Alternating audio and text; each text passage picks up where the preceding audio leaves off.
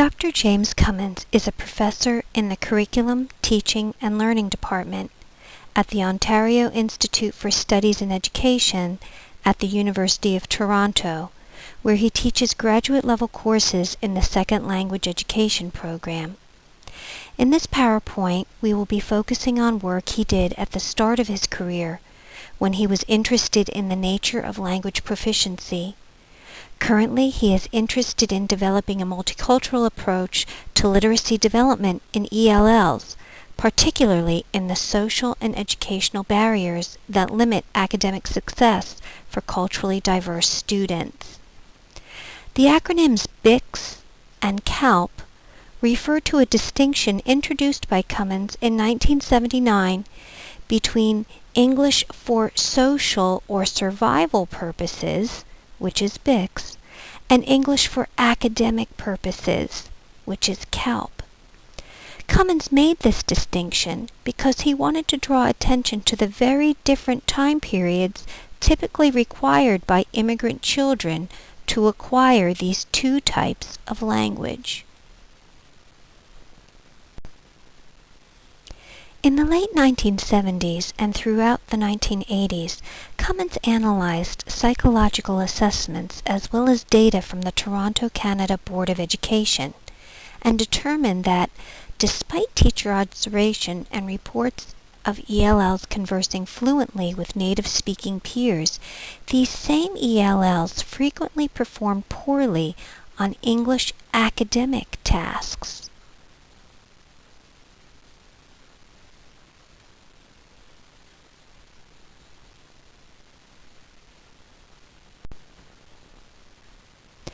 ELLs usually acquire conversational fluency within about 2 years of their initial exposure to the L2.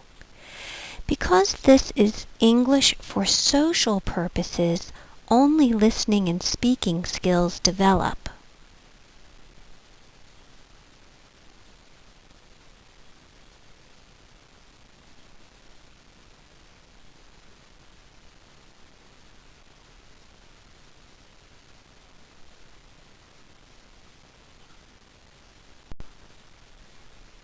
Examples of BICS include 1. Using survival language. Survival language is that kind of language that might be produced out on a playground when the children are playing together, or after a teacher gives directions to an assignment and breaks students into a small group. Many times the first question they ask each other is, "What did she say? What does she want us to do? Is this what she means?" Those types of questions are survival language in the classroom, not academic language. Our second example is understanding and using nonverbal communication. This could be anything like pointing at something and not saying anything at all, or gesturing and talking at the same time. Non-speech utterances, which we have learned from our textbook, is also called paralinguistics, are little noises that we make to show that we're following a conversation or that we have some type of reaction. When you say things like, we know those two things mean something different because our tone and because of our pitch.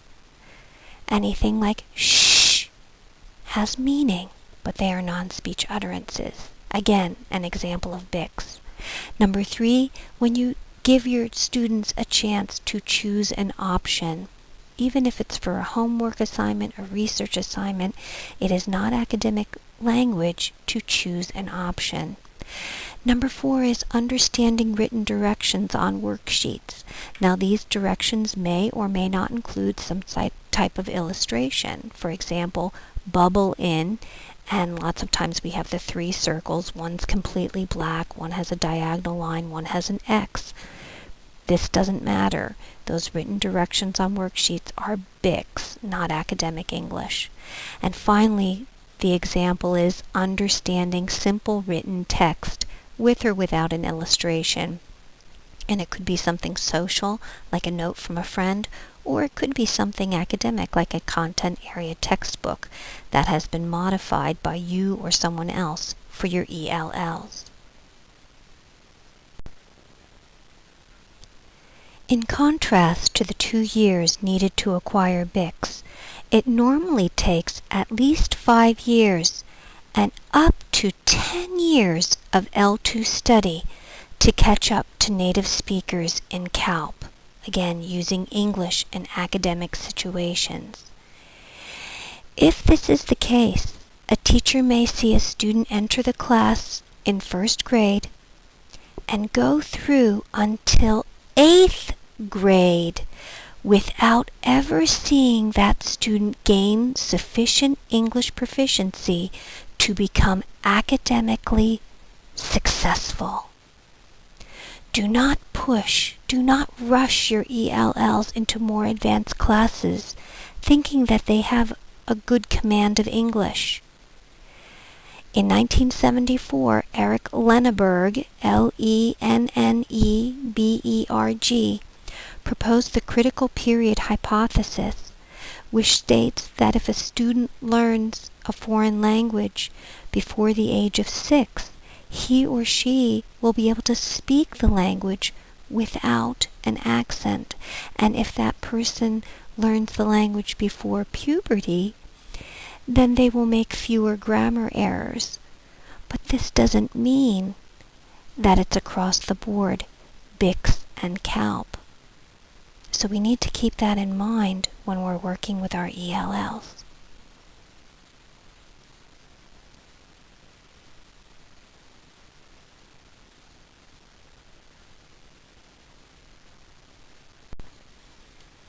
Examples of cognitive academic language proficiency include 1. Writing a report or an essay, 2. Understanding or presenting an academic paper, 3. Listening to the news, 4.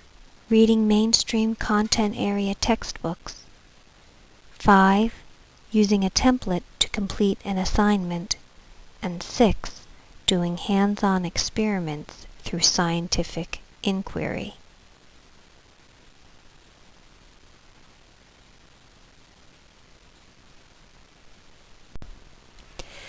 You just learned that Cummins took our whole English language and divided it into 2 parts. There is social language, called BICS, and there is English that we use in academic situations, called CALP. Cummins did not stop there. He found more differences, and those differences are based on how much of a context is provided and how cognitively demanding an activity is. With BICS, Cummins found that activities can be context embedded, which means there's a lot of context, but also cognitively undemanding. Another type of BICS that he found is where the context is reduced, but still the activity remains cognitively undemanding. CALP is defined in 2 categories as well, slightly different this time. CALP activities are seen as context embedded with lots of context and cognitively demanding. Another group of CALP is context reduced, where there are little or no context clues, but it still remains cognitively demanding. So we've gone from 2, BICS and CALP, to 4 types of English.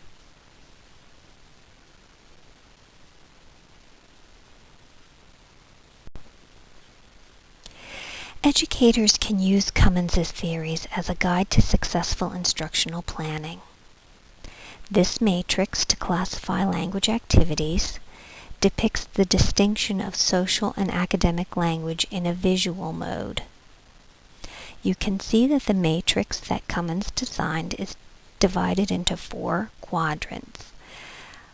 Quadrant 1 is listed in the upper left corner, then we go down to quadrant 2, then over to the upper right corner to quadrant 3, and down to quadrant 4. This is very important for me to point out because you will come across this matrix in 2 of your classes in the TESOL series here at IRSC. You will find this matrix in the Cultural Dimensions of ESOL textbook, and you will find this matrix in the CALP class textbook, the Curriculum and Materials textbook. That matrix in both of those books is designed slightly different from this one. They've rearranged the quadrant numbers, and they may have used letters also instead of numbers. And so it's very important to be looking at the headings of each quadrant. For example, quadrant 1 heading is context embedded and cognitively undemanding. That's what you want to be looking for if you've got your textbook open to the matrix page. So let's talk about it. Quadrant 1, my example of an activity is the survival vocabulary that we discussed earlier in the PowerPoint.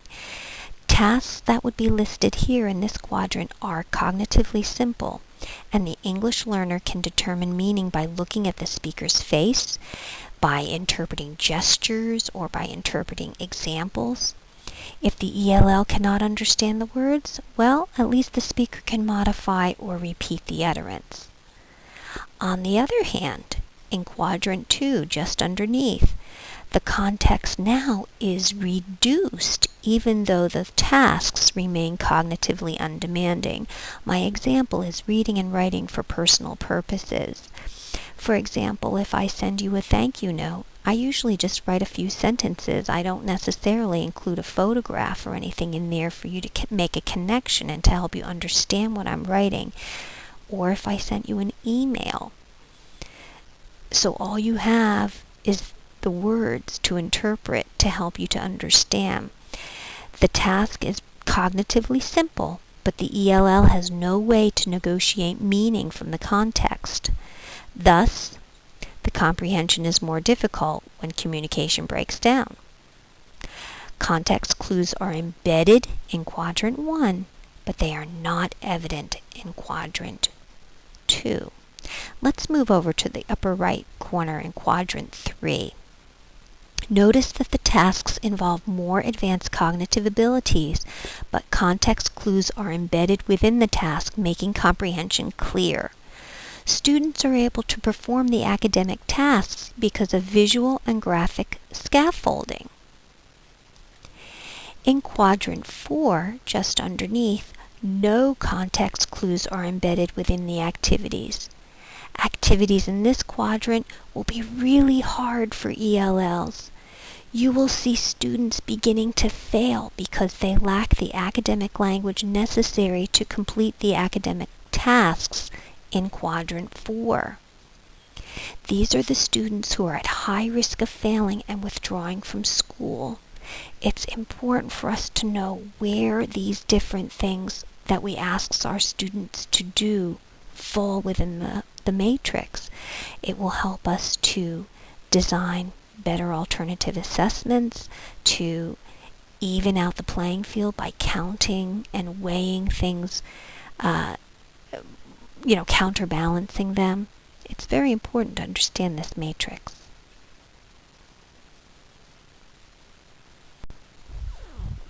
Take the challenge.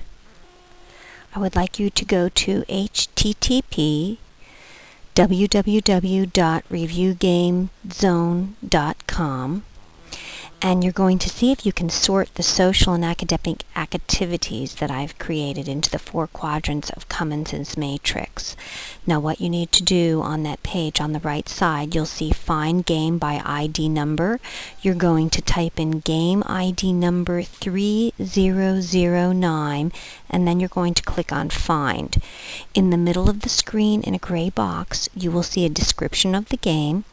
You're going to click on Preview questions in this game. It's located under the gray box, and there might be an ad in between the description and the link you need to click on. After that, you're going to click on Play Games with the questions from the data set below. You could click on that, or you can click on one of the ball icons. You're going to see a soccer ball and a basketball and a baseball and a golf ball. I set up the game as a text quiz called a super quiz, and the icon for that is a blue ball with a question mark inside of it. But apparently, you can play any type of sport game in any type of format with my questions. So just pick, if you feel like playing golf, pick golf, or whatever you feel like playing. You will have to click on the ball a second time when the screen changes. So again, you're going to click on Play Game with the questions from the data set below. Click on one of the balls, and then the game will come up. Game ID number 3009. Have fun.